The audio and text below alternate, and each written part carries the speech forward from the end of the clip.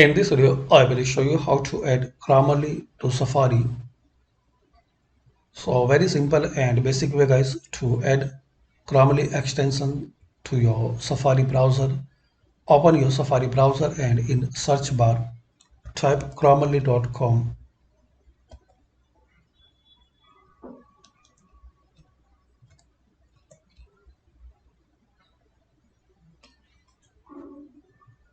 Now once you open Chromaly, scroll down and here you will see a type of Chromaly like Chromaly for Safari.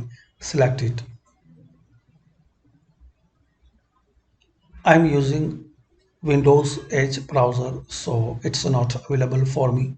But guys, you will see it. So just click here and download and install Chromaly extension to Safari. Chromaly for Safari improves grammar, clarity, and more as you write on your favorite sites. So just click on here, like add to Safari. You will see. Click on it and click on get or add. And if you are using first time Grammarly, so you need to create a free account using your Gmail, Apple ID or Facebook ID.